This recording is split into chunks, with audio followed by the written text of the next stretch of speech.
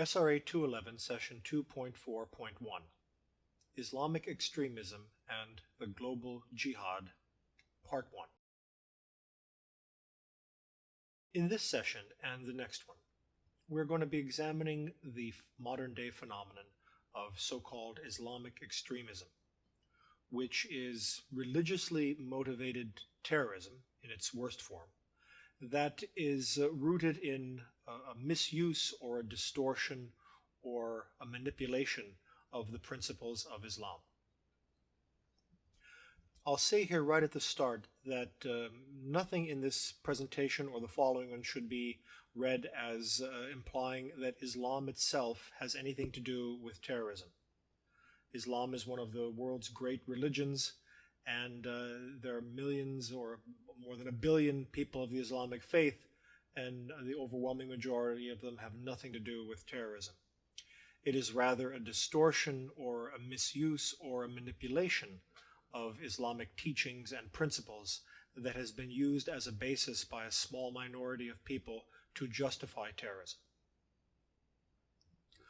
So as we look at Islamic extremism, we'll consider a few things. We'll look at religious extremism generally, and then turn to the current day phenomenon of Islamic extremism. We'll examine the roots of it, the origins of it. We'll look a little bit at, in this session, at the ideology, the concept of the so-called global jihad, and then we will conclude this session with a look at one of the major organizations, the Al-Qaeda organization. And we will continue then in a subsequent presentation with the rest of our discussion of Islamic extremism. Let's begin by setting the stage with a review of what religious extremism is generally, and we'll take a look at some definitions. First of all, it should be noted that all major religions have been marked at times in human history by examples of two things: fundamentalism and extremism. These are two completely different things, although they are somewhat related. Fundamentalists of whatever religion are traditionalists who believe in a very literal interpretation of sacred texts, of sacred teachings, of the Bible or the Quran, or as it may be. They are doctrinaire. In other words, they are by the book. They believe that things should be exactly how they were written down. But they're not necessarily violent in any way. Extremists are something different. They are not only probably fundamentalists, they believe in the same things that fundamentalists do, but they're also intolerant, hostile to anyone who doesn't think of things the way they do. In the context of some Islamic extremists, they are hostile to the modern world, willing to use violence. They have a self-image as holy warriors who have a mission to present their view of things and to change the world in ways that they believe it should be changed. So note the difference as we start here between fundamentalists, which are possibly harmless, and extremists, which can turn into terrorists. So we're going to consider now Islamic extremism. I'll repeat again. This type of extremism is based on a distortion of Islam. It's a form of religious ideology that, in the prevailing view, is based on distortions of the tenets or the teachings of Islam. That quote comes from one of the textbooks that we've used in this course.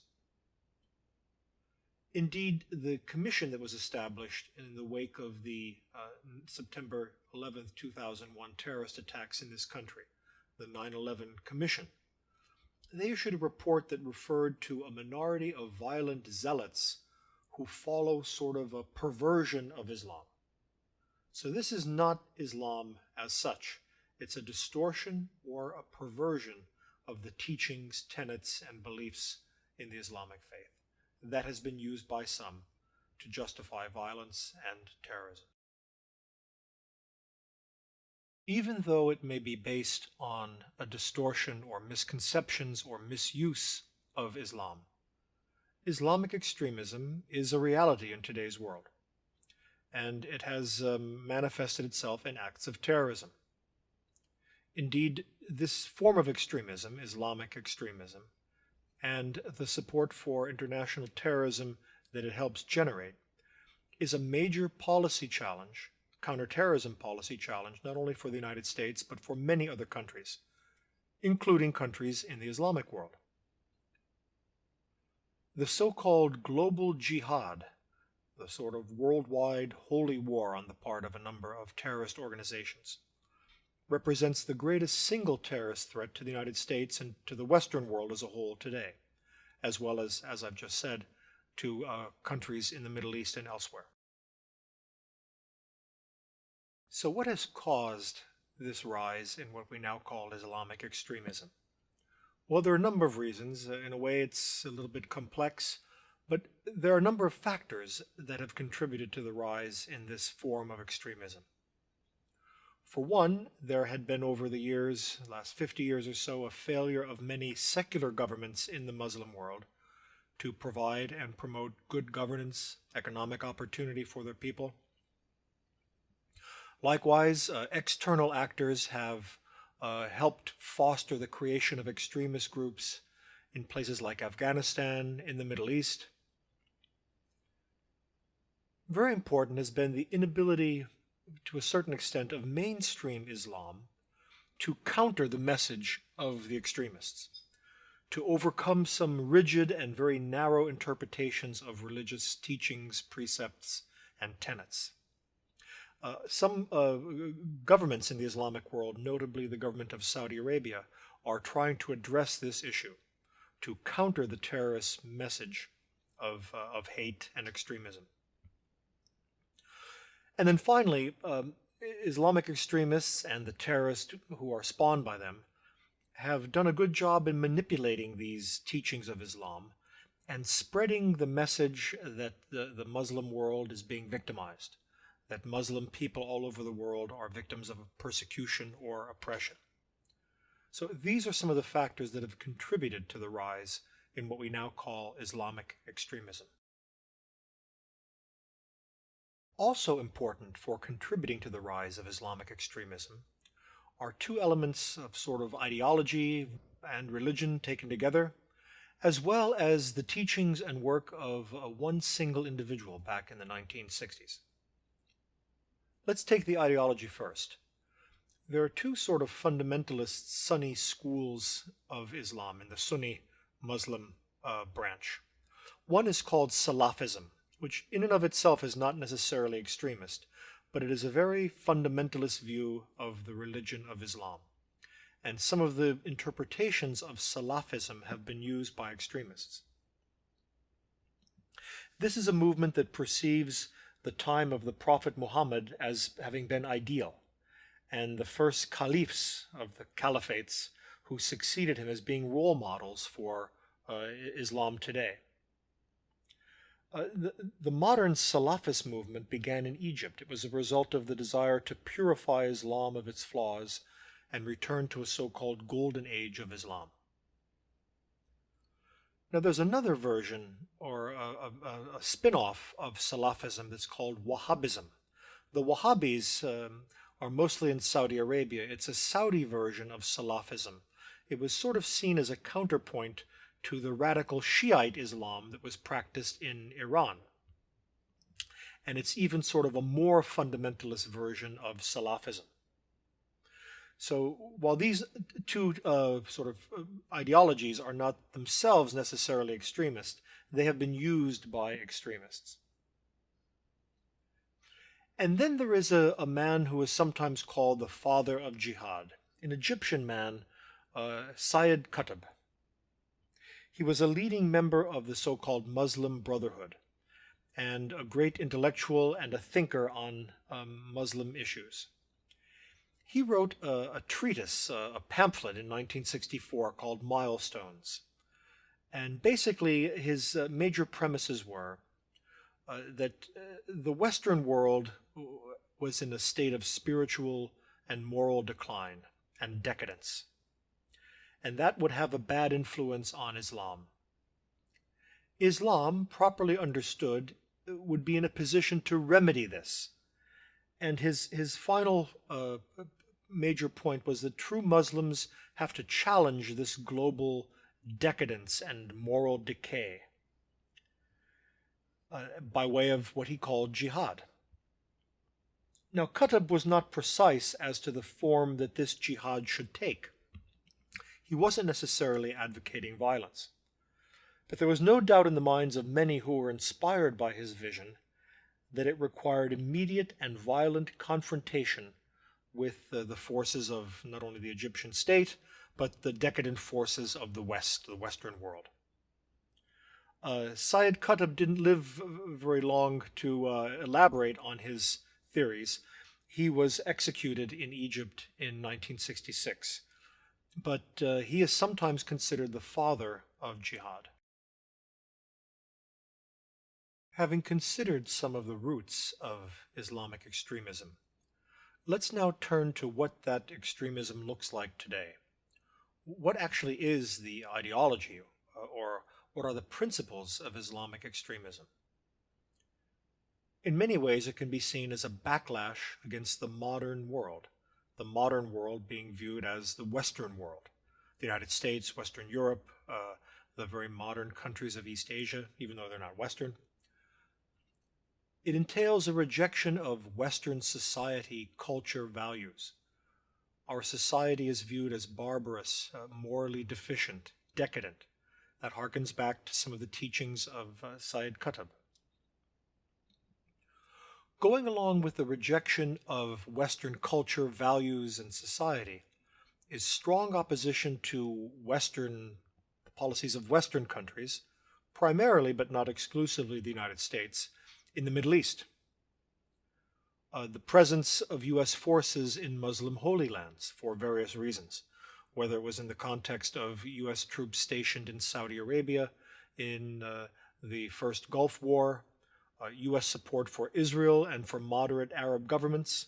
These are things that are opposed fanatically by Islamic extremists. A long-term goal of these extremists, and one that, as we'll see in the next session, the ISIS movement was trying to do and thought they were well along at one point, would be the creation of a global Islamist state, uniting all Muslims in one place and under Sharia law. This would be called the Caliphate. And this would harken back to the golden age of Islam, a time really that didn't exist, when all Muslims would live according to Muslim rules and strict interpretations of Islam in one place. In the view of many Islamic extremists, the way to achieve these goals that are based on this ideology are by way of a worldwide struggle against the forces of oppression of the Muslims, the so-called global jihad. Once again, hearkening back, at least in name and concept, to the ideas that were espoused by Syed Qutb. So what is this global jihad? It's a movement that is very diverse. There are a number of organizations that have come up from time to time. Al-Qaeda was very prominent for a while, and then it became ISIS, and who knows what it's going to be next. But let's take a look at the history of it. It actually predates Al-Qaeda and ISIS. This idea of the global jihad really developed in the 1990s and a little bit before. It arose out of the conflicts in places like Afghanistan, Bosnia, Chechnya, and in many parts of the world it had become a social as well as a terrorist movement, or governmental as well as terrorist movement. Some of the characteristics of this global jihad: tenacious, very patient, implacable, does not want to negotiate, will not surrender, spreading and becoming more decentralized. The successes against Al-Qaeda and ISIS have led to a fragmentation, to a certain extent, of the forces of global jihad. Going along with that, it is of course not monolithic. There are a number of various groups who, while they may share a basic ideology, they certainly may differ on priorities, choice of targets, methods, and the ways to achieve their goals. Now, while it's a worldwide phenomenon, it's safe to say, and we'll look at this a little bit later in the course, that Afghanistan, Iraq, Syria, Somalia, Pakistan are key centers to this day of so-called jihadist activity. In addition to being tenacious and implacable, the forces of the global jihad are also deadly. In terms of their operations, their primary aim is the so-called mass casualty attack. While there are still some targeted assassinations of individuals, the groups you would think of, ISIS, Al-Qaeda, have been known for the larger casualty attacks or random, indiscriminate killing of as many people as they can. Targets may include things with religious symbolism, but not necessarily. Now, while the main targets are Western governments, their military personnel, and citizens, jihadists will kill other Muslims if deemed necessary. In fact, according to NCTC, the U.S. National Counterterrorism Center, which we'll learn more about later in the course, since at least 2011, the majority of those killed in terrorist attacks each year have been Muslims. While the situation has changed a bit these days, for many years, the global jihad was sort of synonymous with Al-Qaeda. This was the group founded by the late Osama bin Laden in the late 1980s. Interestingly, Osama bin Laden was a fighter, a leader of a group fighting in Afghanistan against the Soviet Union. It grew out of his group that had been supported by Pakistan and Saudi Arabia as one of the Mujahideen groups that were fighting the Soviets. It's worth saying that there is an urban legend, so to speak, that the United States created Al-Qaeda and helped Osama bin Laden in the days of the Afghan war. As far as I know, that is not in any way true. While the United States did back certain Mujahideen groups in their struggle against the Soviet Union in Afghanistan, Al-Qaeda was one of the groups that never really wanted to have anything to do with the United States from the start. It is, at its core, a Sunni, as opposed to Shiite, largely Arab organization, so not South Asian, not Pakistanis, but actually Arabs from the Middle East, very much influenced by the teachings of Salafism and Wahhabism that we have considered earlier. Made a more or less declaration of war on the United States in 1996. Interestingly, the original gripe against the United States was the presence of U.S. forces in Saudi Arabia, the stationing of U.S. forces there, incident to the operations against Saddam Hussein in Iraq. But the agenda of Al-Qaeda then expanded far beyond that, and now includes the removal of all Muslim influences from Muslim lands. In terms of its operations, Al-Qaeda was known for spectacular mass casualty attacks, with the best example being the attacks of September 11th, 2001.